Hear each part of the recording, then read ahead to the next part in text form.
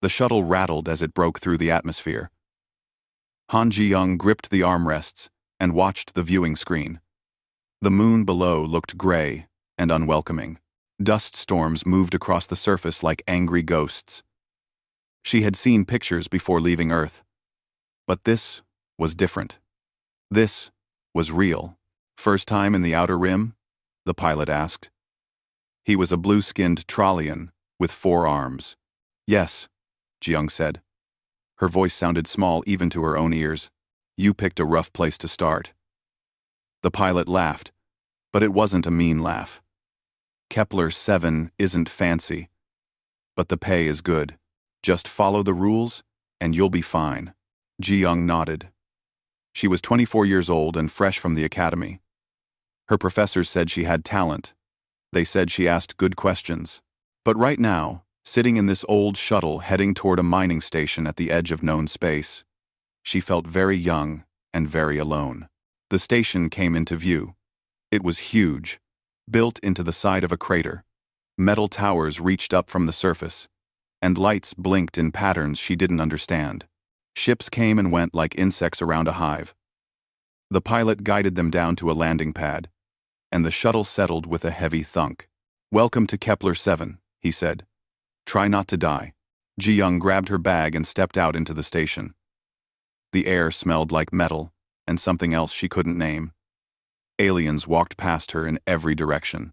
She saw creatures with scales, creatures with fur, creatures that looked like walking plants. But very few humans. She counted 3 in the first hallway. A voice boomed from behind her. "You must be the new xenobiologist." Ji-young turned and looked up. Way up. The creature standing there was at least 3 meters tall. Its body was covered in dark red scales, and its eyes were yellow with vertical pupils. This was a Sarkath. She had studied them at the academy. "I'm Commander Vrel," the creature said. Its voice was deep like thunder. "You're replacing Dr. Morrison. He had an accident last month." "What kind of accident?" Ji-young asked. "The kind where you don't follow safety protocols." Vrel started walking, and Ji-young had to jog to keep up. "Your job is simple. Monitor the local ecosystem. Make sure our mining doesn't violate galactic conservation protocols. Submit reports every week. Stay out of restricted zones. Understood?" "AT. AFD. FDM. "Yes, Commander." They walked through corridors that all looked the same. Workers moved equipment. Machines beeped and hummed. Finally, they reached a small office. Inside was a desk, a computer, and one narrow window that looked out at the moon's surface. "This is yours," Vrel said. "I'll have someone bring your equipment. For now, read the station manual. All of it. There are things on this moon that can kill you in 100 different ways." Ji-young set down her bag. "Commander, in the briefing they mentioned something about ferals. What are—" Vrel's eyes narrowed. "You don't need to worry about them. But I'm supposed to study all life forms that might be affected by the mining operations. If there are humans here, they're not humans anymore." Vrel's voice went cold. "Listen carefully. During the first contact wars, ships crashed. Prisons dumped their cargo. Colonies failed. Some humans were left behind in places like this. They survived, but they changed. They live like animals now. Packs, tribes, savage and violent." Ji-young felt her stomach tighten. "How many are there? On this moon? Maybe 100. Maybe more. They hide in the canyon systems. We stay away from them, and they stay away from us. That's the arrangement. Shouldn't someone try to help them? Bring them back to civilization?" Vrel made a sound that might have been a laugh. "You can't help them. They're too far gone. Your kind, the civilized humans, you're not like them anymore. They don't speak. They don't reason. They kill on instinct." The commander leaned down until its face was level with Ji-young's. "Never approach them. Never touch them. They cannot be saved. If you see them, you run. Understand?" "I understand." "Good." Vrel straightened up. Get settled. Tomorrow, you start work. The commander left, and Jiyoung sat down at the desk. Through the window, she could see the canyon systems in the distance. Somewhere out there were humans who had been forgotten by the galaxy, people who had survived in impossible conditions. The Academy had taught her that life always found a way to adapt, but they had never taught her what to do when that life wore a human face. The next 2 weeks passed quickly. Jiyoung collected samples, ran tests, and wrote reports. The work was interesting. The moon had more life than anyone expected. Small creatures lived in the rocks. Strange plants grew in the deep canyons. She filled notebooks with observations. On her 15th day, she got permission to take a shuttle down to the surface. She wanted to collect samples from one of the canyon systems. The pilot was the same Trailian who had brought her to the station. "You're going close to the restricted zone," he said as they flew over the gray landscape. "I'll be careful," Jiyoung said. "It's not about careful, it's about lucky." He pointed at the screen. "That canyon there, that's where the ferals live. Don't go near it." "I won't." He landed the shuttle on a flat area near a smaller canyon. "I'll wait here. You have 2 hours. After that, I'm leaving with or without you." Jiyoung stepped out into the thin atmosphere. Her suit felt heavy, but safe. She activated her scanner and started walking toward the canyon wall. The rocks here were interesting. They had layers of different colors, each one representing millions of years. She took samples and made notes. She didn't notice the storm coming until it was too late. One moment the sky was clear. The next moment, wind hit her like a wall. Dust filled the air, turning everything brown. She couldn't see the shuttle. She couldn't see anything. "Pilot!" she shouted into her comm. "I need to get back." Static answered her. The storm was too strong. Jiyoung tried to walk back the way she came, but the wind pushed her sideways. She stumbled, fell, got up, and fell again. Something hit her helmet hard. A rock, maybe. The world spun. She crawled toward what she hoped was shelter. She found an opening in the canyon wall. A cave. She pulled herself inside and collapsed. Outside, the storm screamed. Inside, it was dark and quiet. Her scanner was broken. Her comm was dead. The crack in her helmet was small but growing. She could hear air leaking out with a soft hiss. Emergency sealant would fix it, but she needed to hurry. That was when she heard the sound. Footsteps. Not just one. Jiyoung turned on her helmet light. The beam cut through the darkness. At the edge of the light, she saw shapes. Human shapes. But wrong somehow. They moved low to the ground. Their clothes were torn and dirty. Their hair was long and tangled. Ferals. 3 of them stepped into the light. 2 men and 1 woman. Their eyes reflected the light like animal eyes. They didn't speak. They just stared at her. Jiyoung's training told her to run. Her instincts screamed at her to fight. But something else, something deeper, told her to be still. She turned off her helmet light. She sat down slowly. She made herself small. And then, in Korean, the language her grandmother had taught her, she spoke. "Please," she said softly. "I'm lost. I'm scared. Please don't hurt me." The darkness answered with silence. Then, she heard movement. Closer. Closer. Something touched her helmet. Fingers. Gentle. Curious. A man's face appeared in front of her.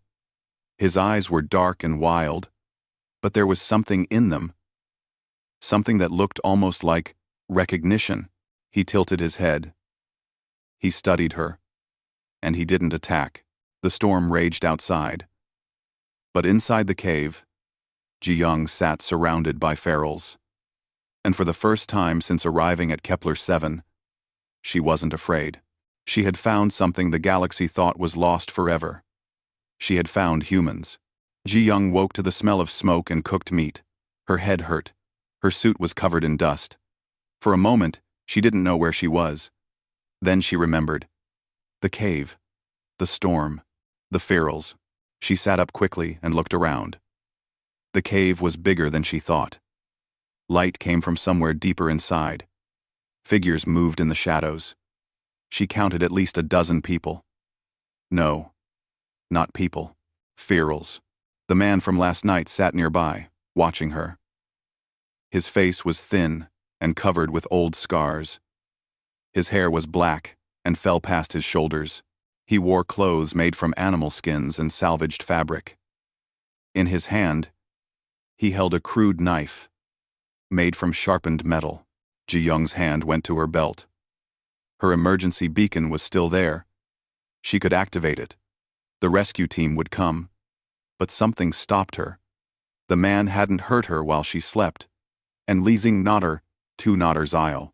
He could have killed her easily. Instead, he had let her rest. "Thank you," she said in Korean. Then, in Standard Galactic, "Thank you for not killing me." The man tilted his head. He made a sound, something between a hum and a growl. Then he stood and gestured for her to follow.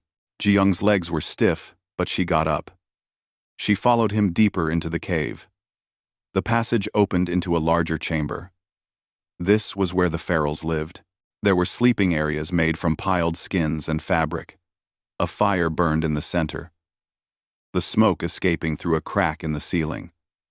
Children played near the back of the chamber. Actual human children, dirty and wild-looking, but laughing. A woman approached. She was older, maybe 40, with gray streaking through her dark hair. She studied Ji-young with sharp eyes, then reached out and touched her face. Ji-young fought the urge to pull away. The woman's fingers traced her cheek, her chin, her forehead. It felt like an examination. The woman turned to the man and made a series of hand gestures mixed with clicking sounds. He responded the same way. They were communicating, but not with words. At least, not words, Ji-young recognized. More ferals gathered around. They touched her suit, her hair, her equipment. Their hands were rough but not violent. They were curious. Some of them spoke fragments of different languages. She heard bits of Spanish, Chinese, Russian, and languages she didn't recognize at all. But no one spoke in complete sentences. It was like they had forgotten how. The man gestured to himself. "Daeho," he said. His voice was rough, like he didn't use it much. "Daeho," Ji-young repeated. She pointed to herself. "Ji-young." He repeated her name carefully. "Ji-young." Then, he pointed to the older woman. "Suna." Over the next hours, Ji-young learned their routine. The ferals worked together like a pack. Some prepared food. Others made tools. The children were watched by everyone, not just their parents.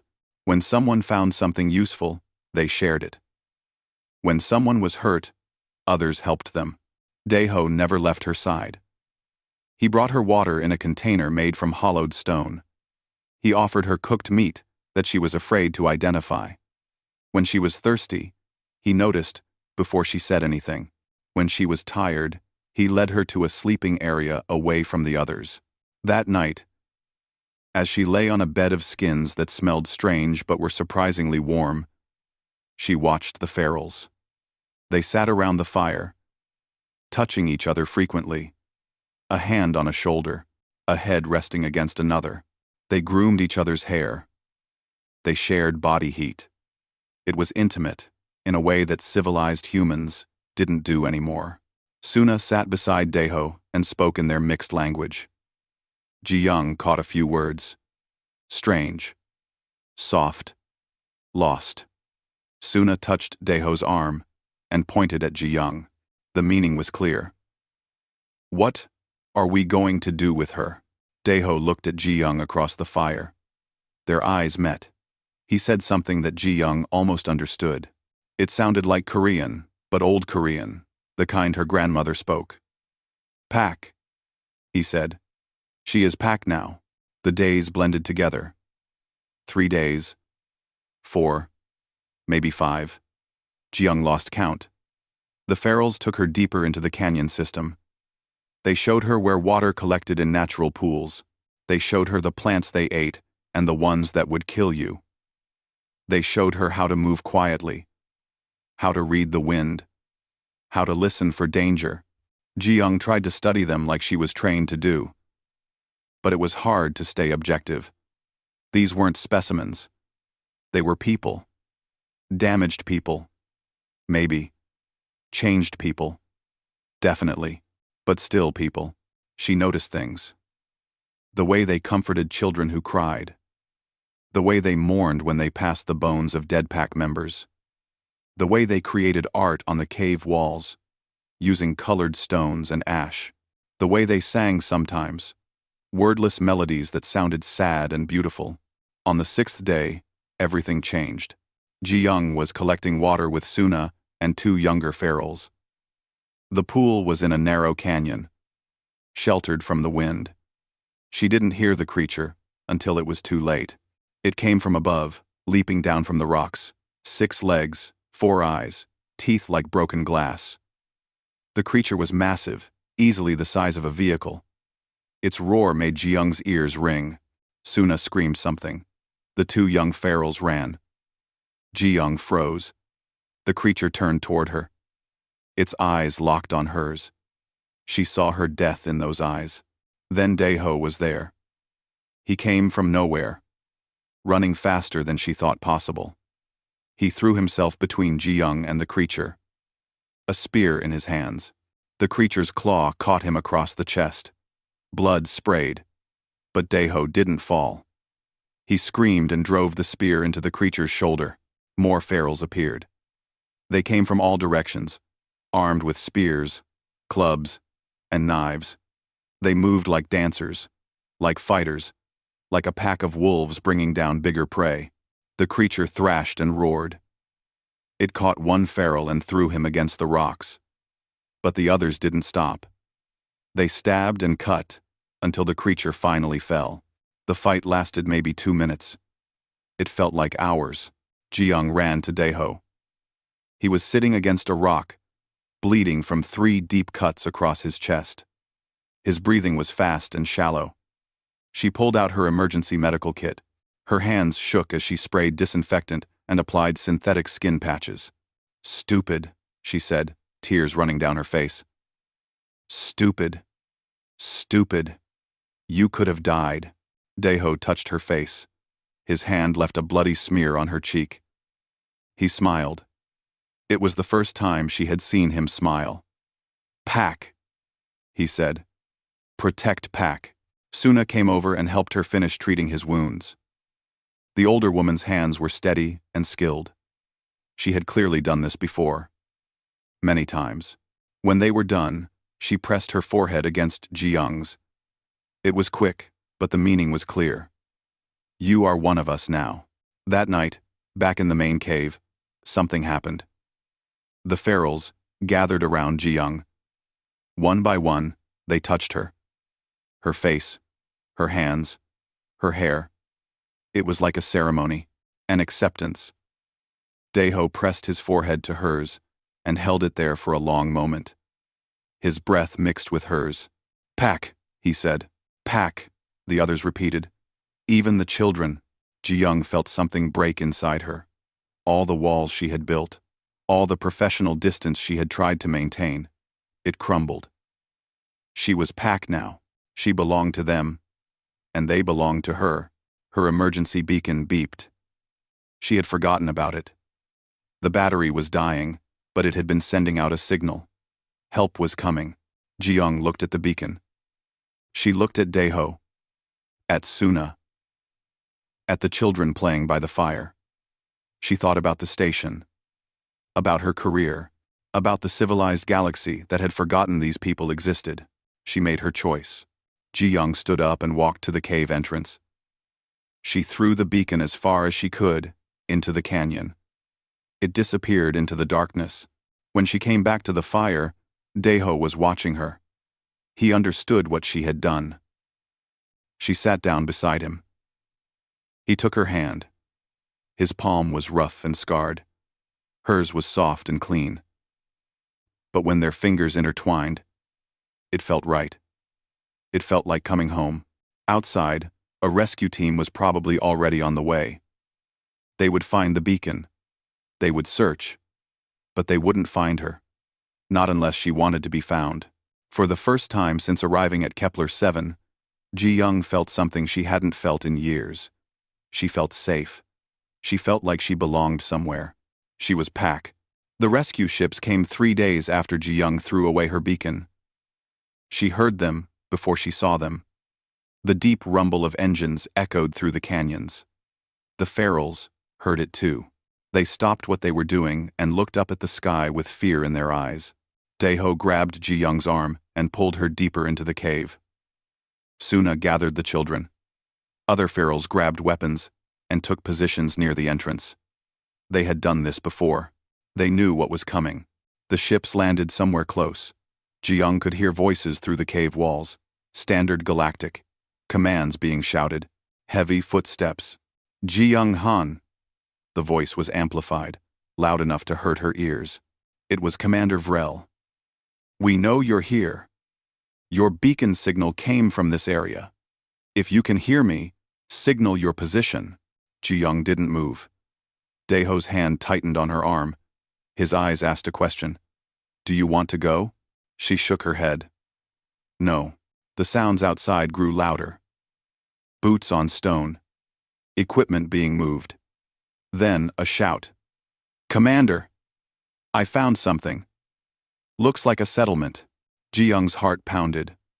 They had found the cave entrance. Move in! Vrel ordered. Weapons ready. If you see ferals, do not engage unless attacked. We're here for the human. Lights appeared at the cave entrance. Bright white beams that cut through the darkness. Figures in armor moved forward, rifles raised. Ji-young counted 6 security guards. Behind them, Commander Vrel's massive form blocked most of the light. The ferals didn't attack. They stood still, watching, waiting. The lights found Ji-young. She was standing with Daeho, Suna, and a dozen other ferals. She wasn't bound. She wasn't hurt. Her clothes were dirty and torn, but she looked healthy. Dr. Han, Vrel said.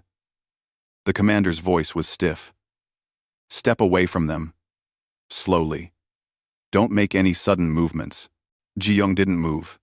I'm not in danger, Commander. You don't understand the situation. These creatures are people. Ji-young interrupted. They're people. They saved my life. They took care of me. They're not animals. Go. We have an Amrsrao. No. Vrel's eyes narrowed. They're ferals. They're post-sapient remnants. They have no legal status. No rights. They're dangerous. They're human beings who were abandoned. Ji-young's voice rose. They survived in conditions that would kill anyone else. They have families. They have children. They create art.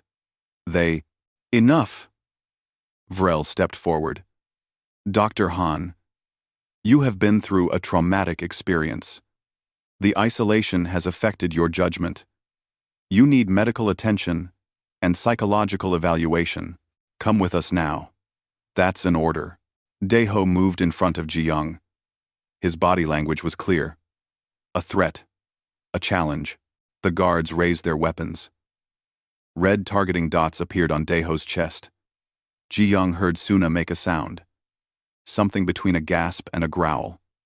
The other ferals tensed, ready to fight. No! Ji-young put herself between the guns and Daeho. Don't shoot! He's protecting me. Get out of the way, Doctor, Vrel said. These creatures are unpredictable. I won't let them hurt you. They won't hurt me. Ji-young spread her arms wide. I'm one of them now. Vrel stared at her. For a moment, something like pity crossed the commander's face. Dr. Han, listen to yourself. You've gone native. You've lost perspective. This is exactly why we have protocols about contact with ferals. They get inside your head. They make you forget who you are. I know exactly who I am, Ji-young said. I'm a xenobiologist. I study life. And these people deserve study, protection, and rights under galactic law. They're sentient. They're intelligent. A sharp crack echoed through the cave. One of the guards had fired a warning shot into the ceiling. Rock dust rained down. The sound triggered something in the ferals. Years of being hunted, years of running, years of fear. They scattered. It happened so fast. One moment they were standing there. The next moment they were moving like shadows.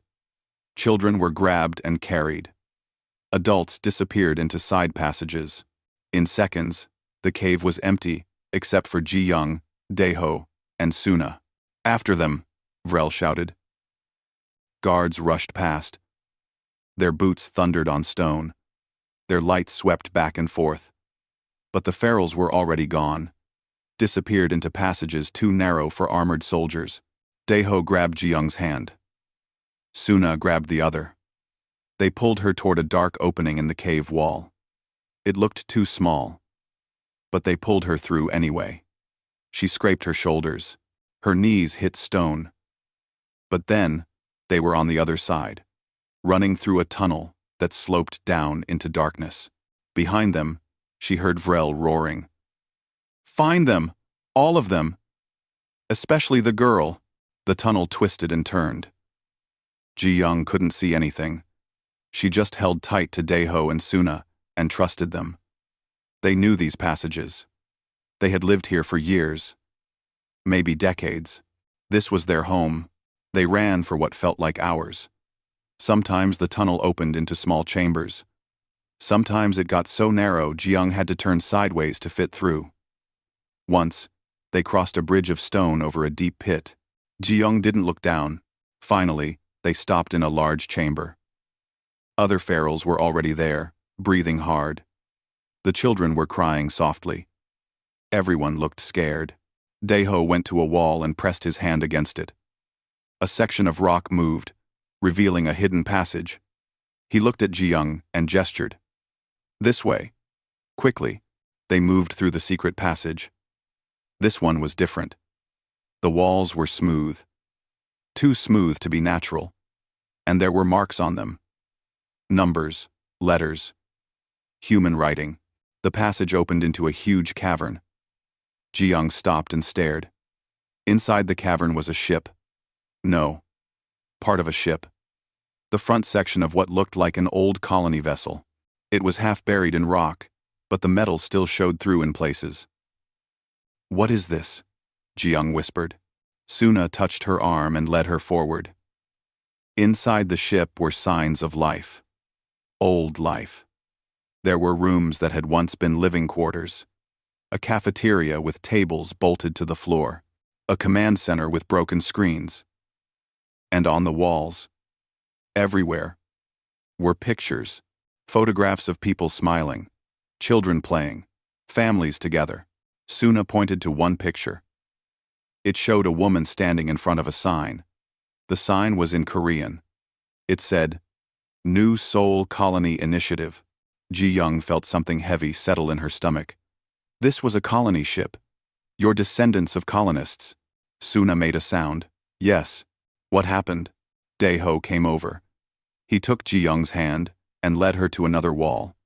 This one was covered in scratches and marks. It took her a moment to realize what she was looking at. It was a story, written in pictures and symbols. A history. She saw ships arriving, people building, children being born. Then she saw other ships leaving. The people left behind, waving, waiting. But no more ships came. She saw pictures of people dying, of storms, of starvation, of the slow descent into survival mode. The colonists had been abandoned, left to die. But some of them survived. They adapted. They learned to hunt the local creatures. They learned to find water. They learned to live in the caves. And slowly, over generations, they forgot how to be civilized. They forgot how to speak properly. They forgot everything except how to survive. Tears ran down Ji Young's face. "I'm so sorry," she whispered. "I'm so sorry this happened to you." Daeho touched her face, wiping away the tears. He pointed to himself, to Suna, to all the others. Then, he pointed to her. "Pack. All pack." A sound echoed from somewhere in the distance. Boots on stone. Vrel's voice, distorted by distance but still angry. "They can't have gone far. Search every tunnel, every chamber. I want them found." The ferals looked at Ji Young. The question was, in their eyes, what do we do? Ji Young thought about her comm device. It was damaged, but might still work. She could call Vrel. She could explain everything. She could beg for mercy, for understanding, for help, but she had seen the look in Vrel's eyes. The commander didn't see people when looking at the ferals. The commander saw problems, obstacles, things to be cleared away. Ji Young pulled out her comm device. For a moment, she just held it. This was her connection to the civilized galaxy, to her old life, to everything she had been. Then she smashed it against the wall. Once, twice, 3 times, until it was nothing but broken pieces. When she looked up, Daeho was smiling. Suna was smiling. All the ferals were smiling. "Pack," Ji Young said. "Pack," they answered. They would run. They would hide. They would fight if they had to. But they would do it together. The hunt had begun. 2 weeks passed. 2 weeks of hiding in the deepest parts of the canyon.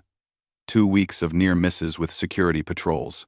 2 weeks of Ji Young learning what it meant to truly be Pack. She learned to move quietly. She learned to read the signs that meant danger was close. She learned which roots were safe to eat and which ones would make you sick.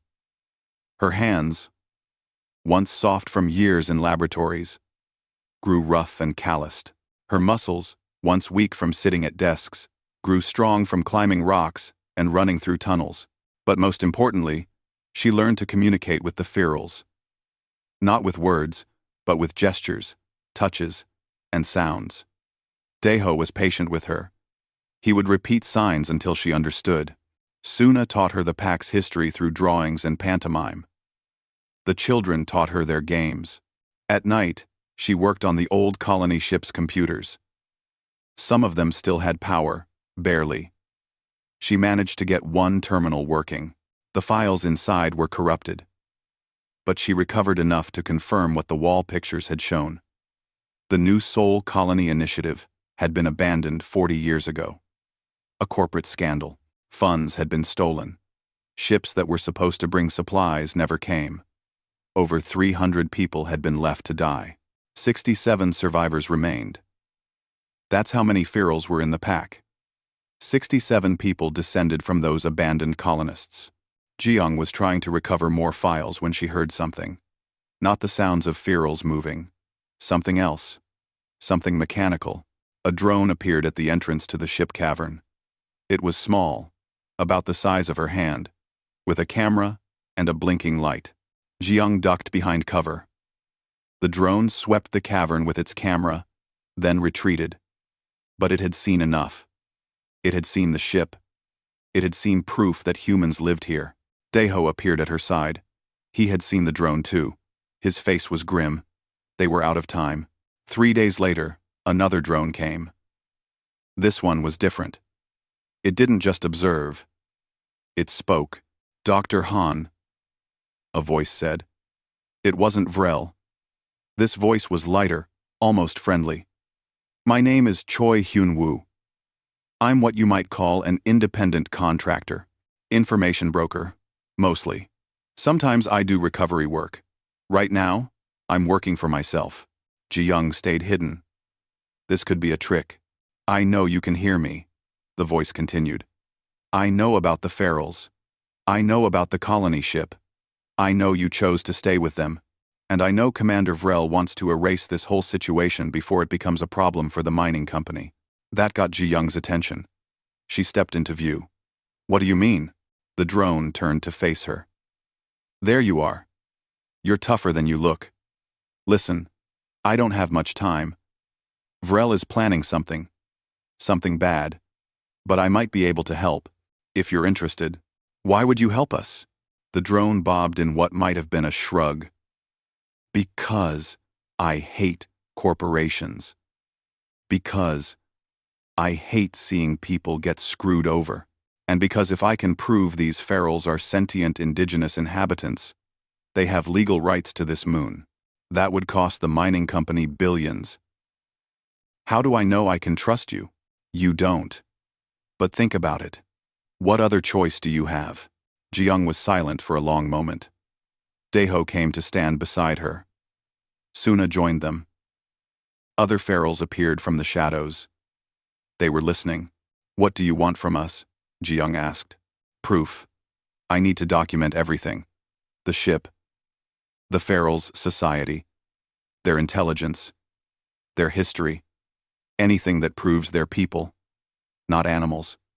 Can you help me do that? Jiyoung looked at Daeho. He looked back at her. She saw the question in his eyes. Can we trust this stranger? She didn't know. But Hyunwoo was right. What choice did they have? Okay, she said. But you come here alone. No weapons. No tricks. If you betray us, you'll never make it out of these canyons alive. The drone's camera light blinked. Fair enough. I'll be there tomorrow at dawn. And Dr. Han, thank you for trusting me. I won't let you down. 2. Hyunwoo arrived exactly when he said he would. He was human, maybe 30 years old, with short, dark hair and sharp eyes that missed nothing. He wore practical clothes and carried a bag of recording equipment. And, as promised, no weapons. The ferals surrounded him immediately. They sniffed him, touched him, checked him for danger. Hyunwoo stood very still and let them. Smart. They're more organized than I expected, he said to Jiyoung. The reports were wrong, Jiyoung said. Come on, I'll show you. Over the next week, Hyunwoo documented everything. He recorded Daeho solving a complex puzzle that Jiyoung had created using pieces from the ship. He filmed Suna, teaching children how to identify safe plants. He captured footage of ferals working together to repair part of the cave system after a small collapse.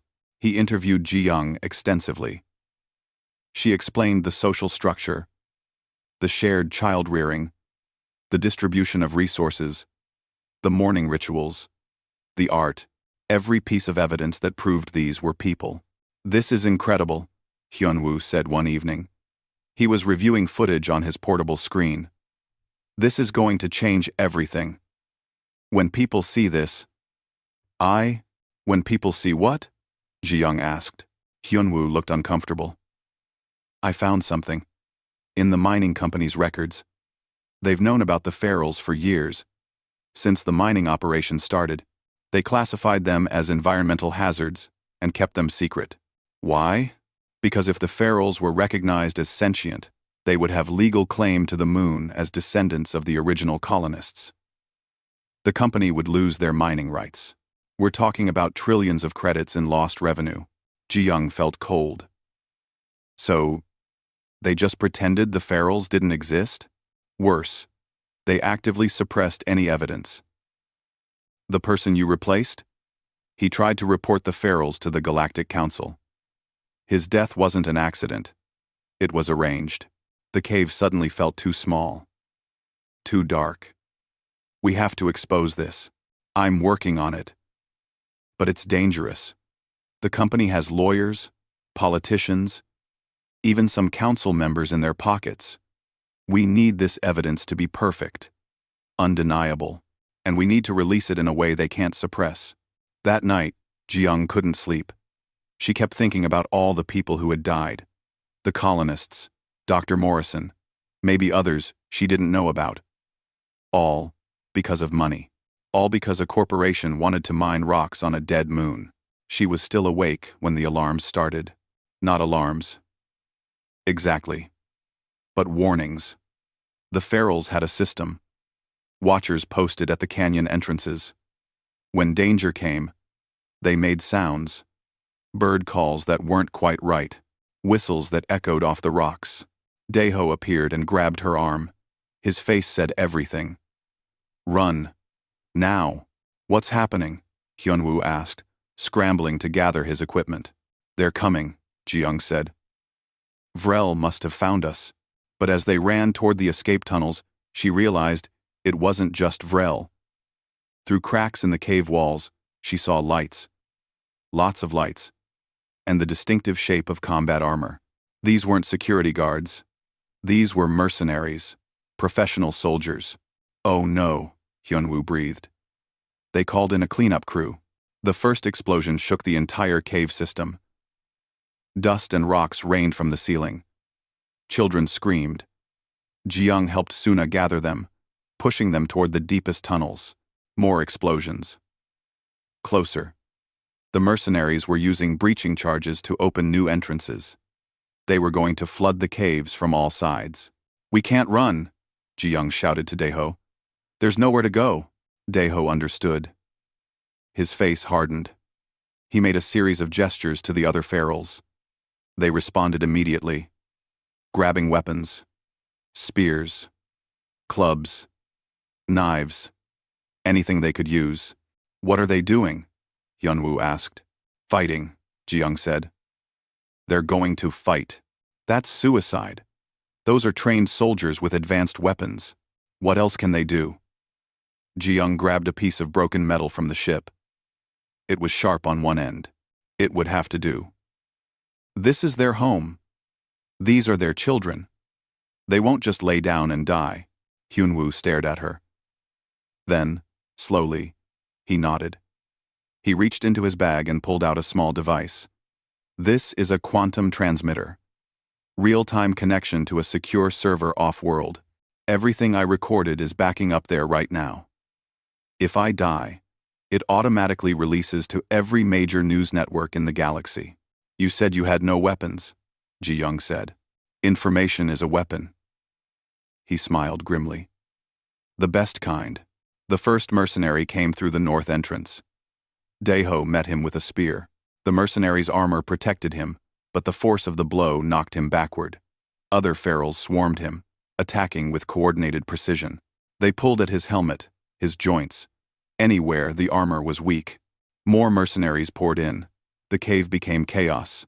Explosions, gunfire, screams. The ferals fought like they had fought the creature that attacked Ji-young, like a pack bringing down larger prey. But it wasn't enough. The mercenaries had technology. Armor. Weapons that could burn through rock. Ji-young saw Daeho go down, hit by some kind of electric net. She screamed and ran toward him, swinging her metal club. She hit one mercenary's helmet hard enough to crack the faceplate. Suna joined her, and together they dragged Daeho away from the fighting. He was bleeding from a dozen wounds. His breathing was ragged, but his eyes were fierce. He pointed to the children, to the other ferals. "Protect them." "I will," Ji-young promised. "I will." The fighting continued through the night. The ferals used every trick they knew. They collapsed tunnels behind the mercenaries. They lured them into traps. They fought with a desperation born from having nothing left to lose. When dawn came, the shooting finally stopped. The mercenaries retreated, but not because they were beaten. They were regrouping, planning their final assault. Ji-young looked around at what remained. 23 ferals were dead. Dozens more were wounded. The children were terrified. The caves were destroyed, but they had survived the night, and Hyunwoo's transmitter was still broadcasting. "It's working," Hyunwoo said, checking his device. "The story is spreading. People are seeing the footage. It's going viral across the galactic network." Ji-young sat beside Daeho, holding his hand. "Is it enough?" she asked. "I don't know," Hyunwoo admitted. "But it's a start." In the distance, they heard the mercenaries' engines starting up again. The final battle was coming. The mercenaries didn't come. They waited just outside the canyon, engines idling, waiting for orders. Ji-young didn't understand why, until Hyun-woo checked his device and started laughing. "They're scared," he said. "The company is scared. The story has gone too big. Every major news network in the galaxy is covering it. Human rights groups are demanding investigations. 3 council members have already called for emergency sessions. The company can't just kill everyone now. Too many people are watching." Taeing, Ji-young looked at Daeho. He was badly hurt but alive. Suna was treating his wounds with the medical supplies Ji-young had taught her to use. Around them, other Ferals tended to their injured. They had lost so much, but they were still here, still fighting. "What happens now?" Ji-young asked. "Now," Hyun-woo said, "we go public. Really public. The Galactic Council has requested your presence. They want to investigate the situation personally, and they want to hear from the Ferals. The Ferals can't speak standard Galactic. Then you speak for them. Your pack, right?" 2 days later, a council ship arrived. It was huge and white, and looked completely out of place on the gray moon. Council representatives came with armed guards, medical teams, and dozens of recording devices. They wanted everything documented. Commander Vrel was there too, but in restraints. When Ji-young saw the commander, she felt nothing. Not anger. Not satisfaction. Just emptiness. Vrel had been following orders. The real evil was higher up, in corporate boardrooms and political offices. The council representatives examined everything. The colony ship, the cave dwellings, the bodies of the dead, Ferals. They interviewed survivors. They took medical scans. They reviewed Hyun-woo's recordings. And then they asked to speak with Ji-young and the Ferals. The meeting happened on the council ship, in a large chamber with screens on every wall. Ji-young stood with Daeho, Suna, and 5 other Ferals. Daeho could barely stand. His injuries were serious, but he refused to stay behind. This was too important. The council representatives sat in a half-circle. There were 7 of them, representing different species and different parts of the galaxy. The senior representative, an elderly Trallian named Honored Keltar, spoke first. "Dr. Han Ji-young," Keltar said, "you have made serious accusations against the Kepler Mining Corporation. You claim these individuals are sentient beings with rights under galactic law. However, they have been classified as post-sapient for over 30 years. Explain why we should change that classification." Ji-young took a deep breath. "Because the classification was wrong. These people are descendants of the New Soul Colony Initiative. They were abandoned by corporate greed and government negligence. They survived in impossible conditions. They built a society. They have language, art, social structures, technology appropriate to their environment, and most importantly, they have dignity. But they don't speak," another representative said. "They barely communicate. How can you call them sentient?" They communicate perfectly well," Ji-young said, "just not in ways you recognize. They've developed a system that works for them. Watch." She turned to Daeho and made a complex series of hand gestures. He responded with his own gestures mixed with sounds. To the council, it probably looked random. But, Ji-young translated, "I asked him to describe how his people survived the first winter after abandonment. He said they used thermal vents in the caves for warmth. They hunted in packs, using coordinated strategies. They rationed their remaining supplies from the ship, and they made a choice to prioritize the survival of children over adults. That's not animal behavior. That's sophisticated, moral reasoning."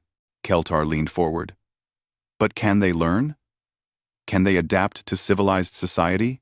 "They already have," Ji-young said. "I taught Suna here to use advanced medical supplies. She learned in days what takes academy students weeks. Daeho learned to operate the colony ship's computers with minimal instruction. These people aren't incapable of civilization. They're survivors who adapted to their environment. Given the chance, They can adapt back. Or, another representative said, they can continue living as they are, if that's what they choose. The question isn't whether they can be civilized. The question is whether they are people. And I believe we have our answer. Keltar nodded slowly. I agree. However, Dr. Han, before we make our decision, we would like to hear from one of them directly. Is that possible? Ji Young looked at Daeho. Can you try? Just a few words. Please. Daeho's face tightened with concentration.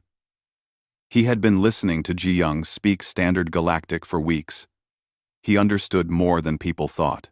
His mouth moved, forming shapes it wasn't used to making. We, he started. His voice was rough and slow. We, people. We, survive. We, strong. He paused, then spoke one more word in Korean, with absolute clarity. Pack. The chamber was silent. Then Daeho did something no one expected. He spoke again. This time, in Korean. The words came easier, flowing like water after being trapped behind ice. Ji Young translated, tears streaming down her face. He says, we remember Earth. We remember the promises made to our grandparents. We remember being human. You forgot us, but we didn't forget ourselves. We survived. We adapted.